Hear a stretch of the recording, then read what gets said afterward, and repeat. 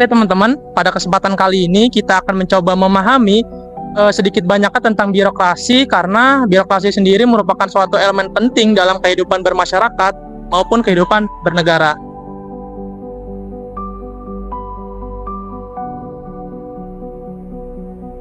Birokrasi tidak hanya hadir sebagai proses ataupun aturan, tidak hanya hadir sebagai proses administratif, tetapi birokrasi juga hadir sebagai bagaimana ia menjalankan, bagaimana ia mengimplementasikan suatu kebijakan yang sudah dibuat.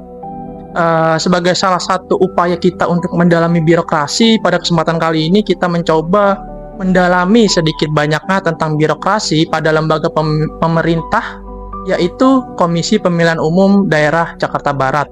Dalam hal ini kita mencoba melihat bagaimana struktur organisasinya, bagaimana hambatan, tantangan, lalu ada strateginya, serta inovasi yang sudah dilakukan oleh KPUD Jakarta Barat.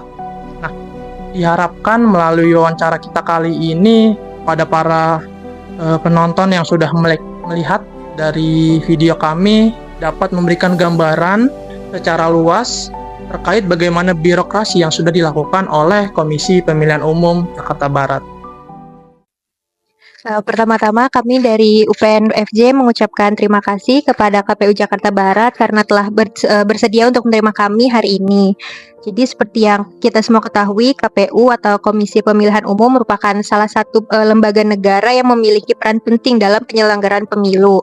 Tugasnya itu juga mencakup dari banyak hal, mulai dari penyusunan daftar pemilih, verifikasi calon, dan juga sampai pendidikan pemilih ke masyarakat.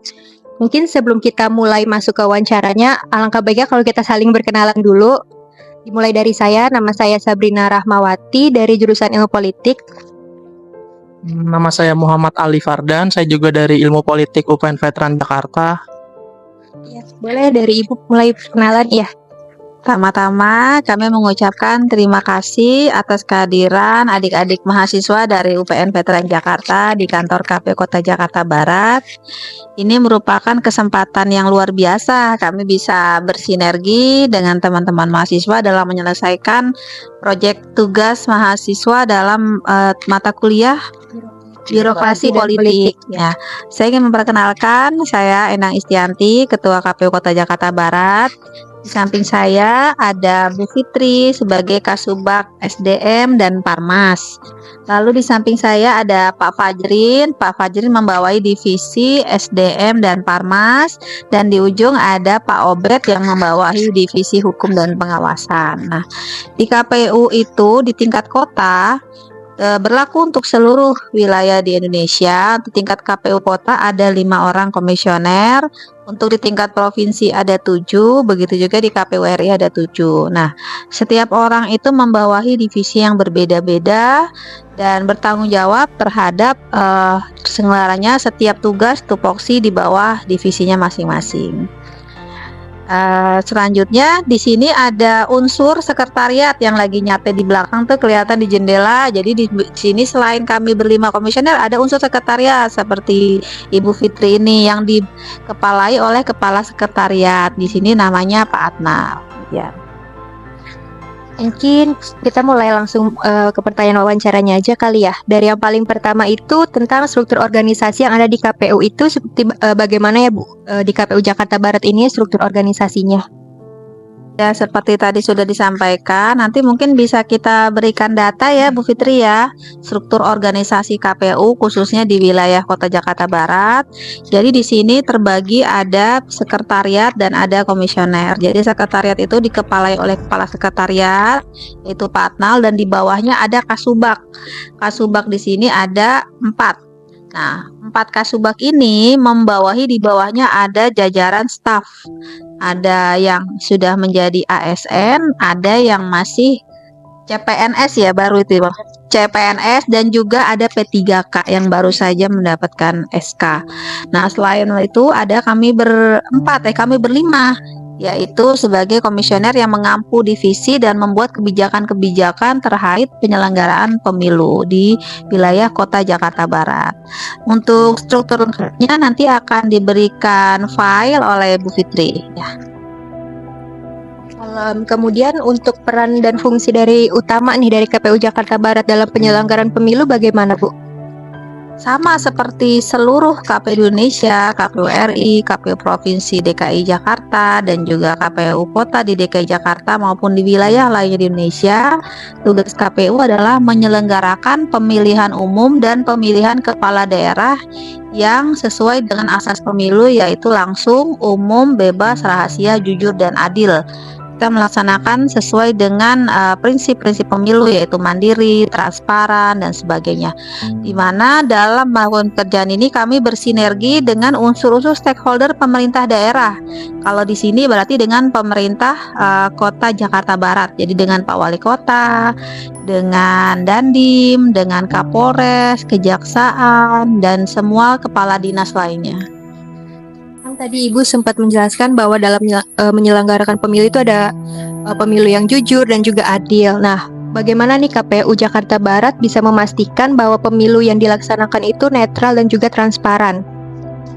Nah, jadi kami ini terpilih melalui proses yang transparan juga. Jadi dipilih oleh unsur yang berasal dari berbagai elemen masyarakat, akademisi, untuk memastikan penyelenggara yang terpilih adalah orang-orang yang kredibel, orang-orang yang mampu bekerja dengan penuh dedikasi, jujur, adil, dan terhadap seluruh peserta pemilu. Nah, sehingga produknya kami bekerja serupa, bahwa kami melakukan hal yang sama, yaitu merekrut badan ad hoc. Jadi kami di bawah ini punya kaki badan ad hoc, yaitu PPK dan PPS. Nah, mereka ini bekerja pada saat pemilu saja. Nah, kalau sudah tidak pemilu seperti ini sudah tidak ada, dibubarkan. Nanti kalau pemilu lagi kita akan melakukan rekrutmen. Nah, rekrutmen kita ini terbuka, bisa diakses di media sosial, dilihat publik, dan juga ujiannya berbasiskan CAT online. Dan soalnya dirahasiakan, baru akan dibuka saat ujian. Jadi orang-orang yang terpilih adalah orang-orang yang terbaik. Selanjutnya kami juga bekerja bersama-sama dengan berbagai elemen, termasuk juga dengan sahabat kami sama penyelenggara, yaitu Bawaslu, Badan Pengawas Pemilu. Nah, mereka juga menjadi pengawas atas pekerjaan-pekerjaan kami. Tapi untuk KPU Jakarta Barat ini sudah menggunakan yang sistem merit ya, berbasis kualifikasi, kompetensi, dan juga kinerja yang diterapkan untuk pengelolaan SDM di lingkungan KPU Jakarta Barat. Ya, betul. Untuk komisioner kami sudah menerapkan itu kepada badan ad hoc di bawah PPK, PPS. Nah, untuk sekretariat juga punya sistem serupa. Untuk itu mungkin bisa dibantu ini Bu Fitri memberikan jawaban. Baik, kalau misalnya untuk di sekretariat itu betul ya, berdasarkan kompetensi segala macam. Kita juga ditempatkan di sini berdasarkan latar belakang ilmu kita. Misalnya kalau misalnya dia sarjana hukum, nanti dia akan ditempatkan di bagian teknis hukum yang nantinya berurusan dengan entah itu sengketa pemilu atau peraturan keputusan. Kalau kita di tingkat kota kan hanya sampai keputusan gitu. Terkait dengan sistem merit tadi, untuk dalam penyelenggaraan pemilunya, inovasi apa gitu yang sudah dilaksanakan oleh KPU Jakarta Barat sendiri dalam mengefisiensikan ataupun menyukseskan jalannya pemilu di daerah Jakarta Barat? Mungkin itu, Bu.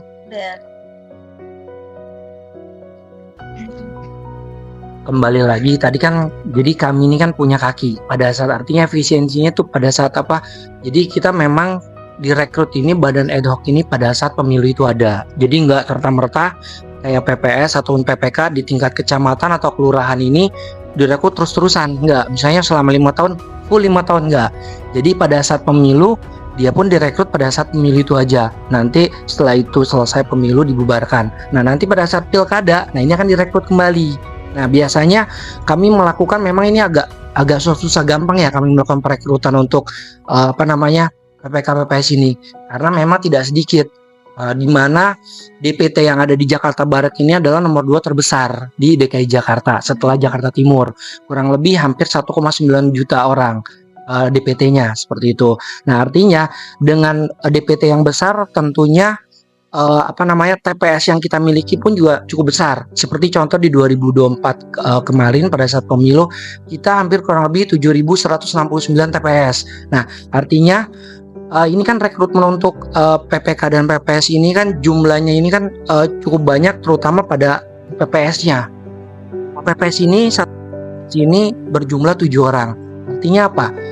7 dikali 7.169 hampir 50.000 orang yang kita rekrut. Nah, ini tentunya kan nggak mudah dan cukup dibilang mudah juga nggak mudah, dibilang sulit pun juga ini tantangan. Nanti terobosan kami. Nah, kami biasanya merekrut itu kita berkoordinasi dengan pihak-pihak stakeholder yang ada, baik itu dari Pemda sampai ke tingkatan kelurahan yang paling bawah. Nah, ini kita melakukan inovasinya ini kita melalui terutama ini kan zaman digitalisasi ya, globalisasi. Nah, pasti kita melalui sistem yaitu media sosial. Nah, ini artinya mau tidak mau, mungkin kalau dulu orang enggan ya menggunakan media sosial, tapi mau tidak mau kami harus menggunakan itu. Kenapa kami harus menggunakan itu? Karena kami harus bisa menjangkau sampai bagian terluar daripada Jakarta Barat ini. Artinya yang memang wilayah Jakarta Barat yang memang jauh dari radius kami. Karena apa? Orang terkadang agak malas gitu untuk datang ke KPU Kota Jakarta Barat nih. Tapi dengan melalui Instagram, nah ini kan bisa dengan mudah nih mendapatkan informasi yang ada. Nah, pada akhirnya bisa kita jangkau di kelurahan-kelurahan yang paling terjauh seperti itu. Jadi artinya kita menggunakan inovasinya itu tentunya masih melalui media sosial yang ada. Tapi memang tidak untuk komersil. Tentunya memang untuk sarana publik seperti itu.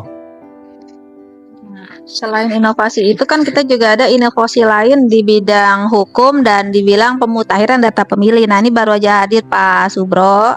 Pak Subro ini mengampu divisi data pemilih. Nah, nanti Pak Obed akan menyampaikan dari sisi hukum inovasi yang sudah kita lakukan, nanti disambung sama Pak Subro.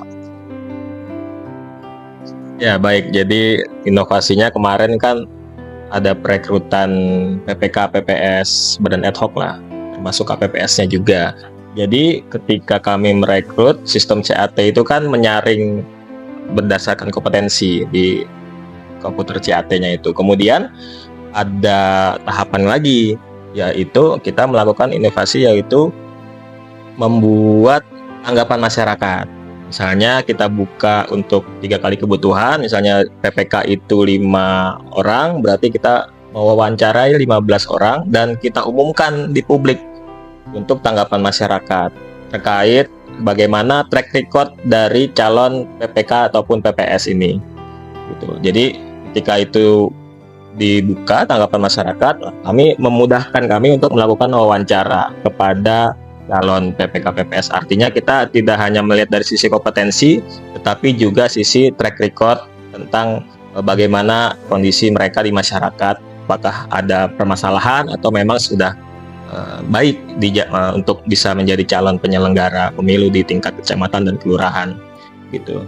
Dan juga inovasinya soal kesehatan, yaitu kan 2019 kita cukup banyak korban jiwa, sehingga di 2024 ini kita melakukan inovasi tes kesehatan. Jadi tiap PPK, PPS bahkan KPPS itu harus wajib melakukan tes kesehatan, tes gula darah, kolesterol, dan tekanan darah gitu.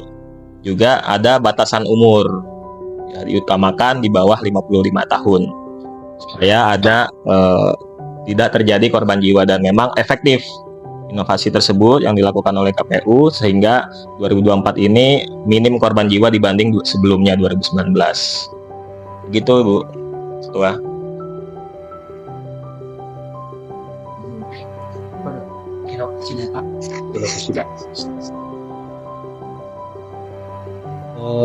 Iya, makasih. Data sih pada prinsipnya secara aturan ya itu lebih baik. Kemudian terutama kait dengan data pemilih yang itu ada sistem data pemilih SIDALI itu kalau mungkin teman-teman bisa mengikuti ketika pemilu dan pilkada yang lalu itu cek DPT online itu clear, tidak ada trouble sama sekali. Itu artinya sudah ada perbaikan ya, lebih bagus secara sistem. Jadi masyarakat pun bisa mengetahui apakah dirinya sudah terdaftar, kemudian juga terintegrate dengan lokasi TPS. Bahkan di pilkada dan pemilu yang lalu itu masyarakat karena hal tentu akhirnya pindah memilih, itu dia bisa tahu tuh lokasi TPS tujuannya di mana, begitu kan, pindahnya kemana. Itu sudah terintegrasi lah di sistem itu. Itu tentang data pemilih. Kemudian satu lagi yang menjadi terobosan yang dilakukan oleh KPU RI yaitu tentang Sirekap. Ketika pemilu itu kan Pileg dan Pilpres ya, Sirekap itu diampu oleh divisi teknis, tapi ketika pilkada itu diampu divisi perencanaan atau data dan informasi. Itu secara sistem juga lebih baik begitu kan, dan alhamdulillah secara umum khusus di Jakarta Barat itu berjalan dengan baik begitu kan, dan masyarakat fungsinya dari sistem rekapitulasi itu kan masyarakat bisa mengakses ya atau melihat bagaimana proses pemungutan dan penghitungan suara dan hasilnya di TPS bahkan ke tingkat di atasnya. Saya kira itu. Oke, mungkin kita bisa langsung ke pertanyaan selanjutnya kait hambatan dan tantangan. Karena tadi sudah dijelaskan bahwa Jakarta Barat merupakan salah satu daerah yang mempunyai jumlah DPT paling banyak ya setelah Jakarta Timur. Itu yang kedua. Nah, dari banyaknya DPT tadi, apa saja sih hambatan ataupun tantangan yang dialami gitu selama pemilihan berlangsung, serta bagaimana cara KPU Jakarta Barat sendiri untuk meminimalisir ataupun mengatasi tantangan tersebut? Mungkin itu.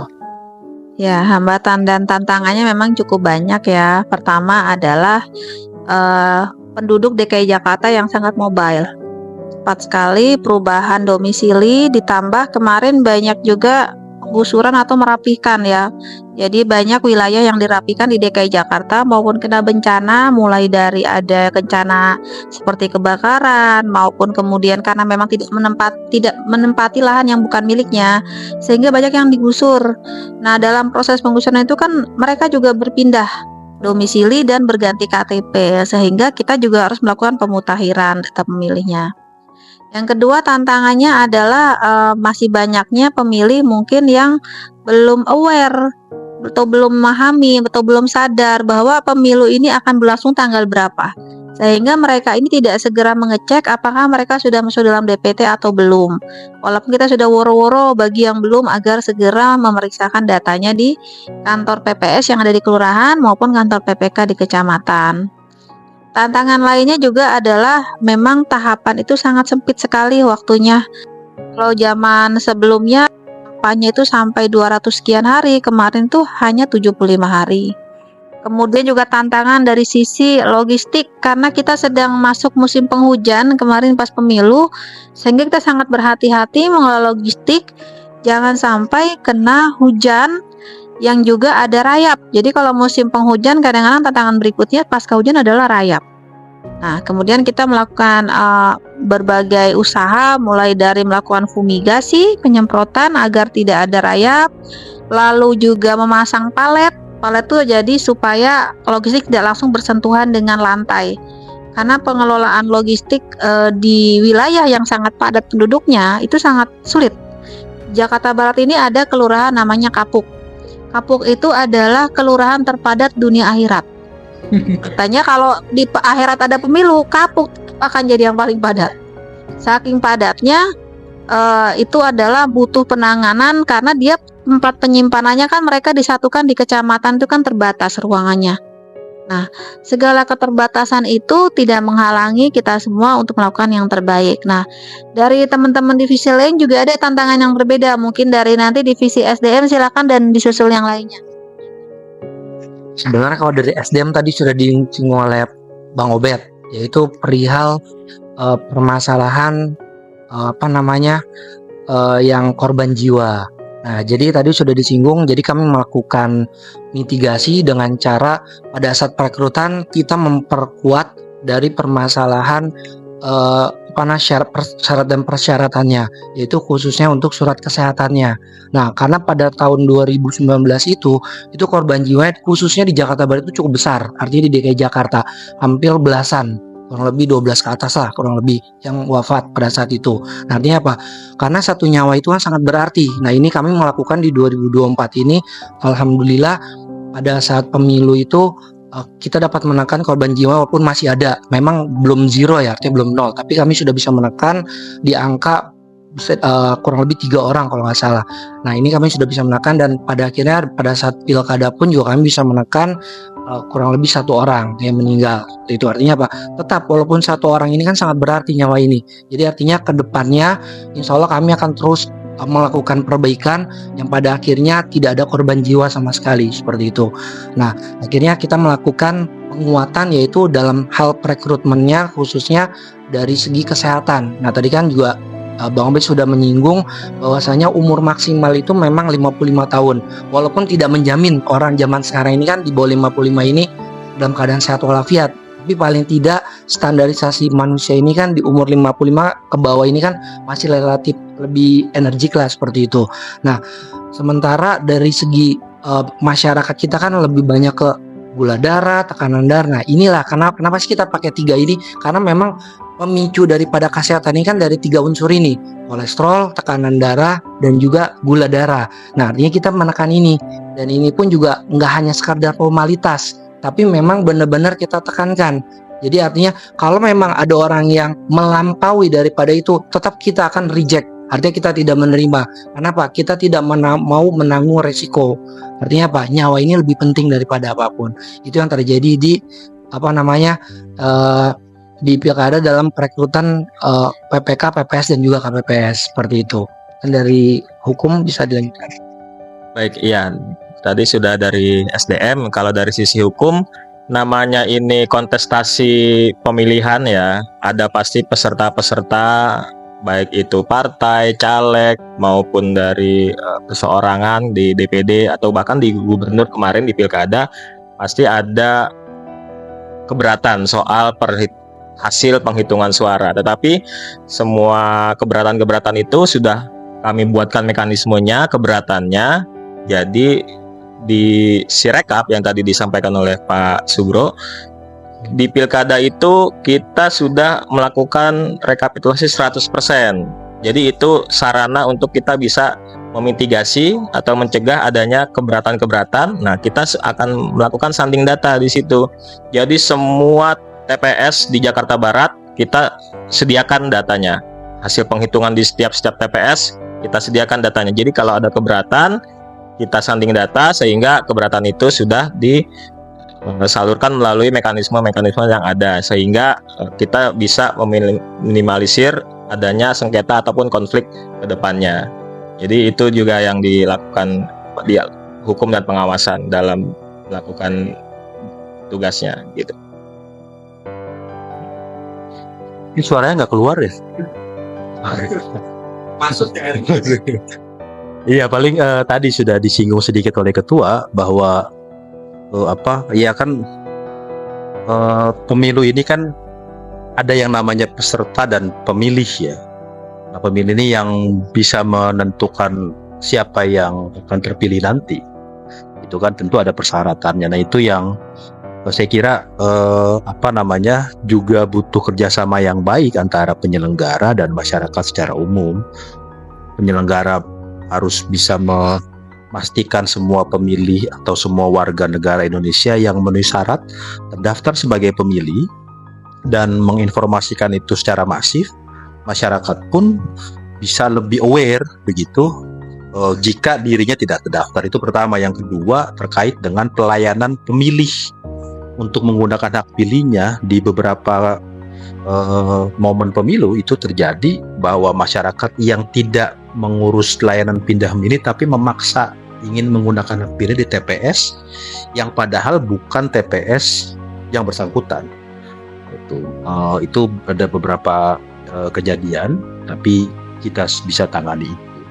Saya kira tadilah poinnya adalah kerjasama antar semua pihak serta penyelenggara dan masyarakat secara luas. Saya kira itu. Kita langsung ke pertanyaan terakhir aja Ya, sebagai oke. penutup terkait strategi birokrasi. Mungkin kita mau bertanya gitu. Tadi kan sudah disinggung sedikit bahwasanya KPU ini tidak berjalan sendiri selama pelaksanaan pemilu, bisa bersama bersama Polres maupun Bawaslu dan lain sebagainya. Nah, gimana sih koordinasi gitu antar unit selama berlangsungnya pemilu untuk memastikan adanya kelancaran pemilu? Apa aja yang dilakukan KPU dalam berkoordinasi gitu bersama lembaga-lembaga lain yang berkaitan dengan kepemiluan? Mungkin itu Ibu. Ya, jadi kita melakukan berbagai jenis forum komunikasi ya. Pertama kita ada rutin rapat Forkopimda, Forum Komunikasi Pimpinan Daerah. Di Forkopimda itu semua pimpinan lembaga di wilayah Kota Jakarta Barat hadir. Jadi mulai seluruh kepala suku dinas, Kapolres, Kapolsek semuanya, camat 8 kecamatan Jakarta Barat dipimpin oleh Pak Wali Kota, Kepala Kesbangpol, lalu ada sekretaris kota, ada asisten pemerintahan, kemudian dari unsur dari Kapolres, lalu dari KPU, Bawaslu, Kajari, kemudian dari pemadam kebakaran, BPBD, penanganan bencana, kemudian seluruhnya. Jadi di rapat rutin setiap bulan, kita rutin setiap bulan, tapi kalau ada urgen mendesak kita tiap minggu. Yang kedua kita bikin grup WA. Grup WA itu untuk kondisi cepat. Misalnya adalah kita kan di sini mengelola panti untuk disabilitas mental. Nah, mereka ini kan warga DKI Jakarta yang mengalami gangguan mental dan ditempatkan di panti. Sementara mereka pergeserannya cepat nih antar panti. Nah, supaya kita tahu pergeseran mereka di mana, kita koordinasi juga dengan kepala pantinya. Ada grup WA-nya jadinya. Yang ketiga kita langsung hadir. Misalnya kita punya masalah di mana? Misalnya ada pemilih bermasalahnya di apartemen, langsung kita panggil pengelola apartemennya, Kasudin Perumahan, jadi langsung koordinasi cepat. Nah, tidak menunggu berlarut-larut, karena dalam pemilu itu tidak ada hari libur, adanya hari kalender. Apa bedanya hari libur sama kalender? Kalau libur ada merahnya kan. Kalau di kalender ya udah 1, 2, 3, 4, 5, 6, 7. 6, 7 itu bukan Sabtu Minggu, ya hitungan hari berjalan. Gitu. Tahapannya misalnya 100 hari ya semua dihitung Sabtu Minggu, tidak ada hari libur. Makanya kalau lagi musim pemilu kita semua nggak ada yang boleh keluar kota. Kecuali sakit udah parah, pingsan baru boleh masuk UGD. Tapi selama kita masih bisa bangun, kita bekerja. Gitu. Nah, mungkin itu sedikit yang dapat kami sampaikan. Kurang lebih kami mohon maaf kalau ada salah-salah kata. Terima kasih atas kehadiran adik-adik mahasiswa di sini. Selanjutnya saya kembalikan mic-nya. Terima kasih semuanya dari Bu Ketua sampai komisioner yang lain terkait jawabannya dengan tema besar birokrasi di Komisi Pemilihan Umum Jakarta Barat. Semoga wawancara kali ini bisa memberikan manfaat terkhusus kepada semua yang menonton wawancara kali ini. Kurang lebihnya mohon maaf. Terima kasih.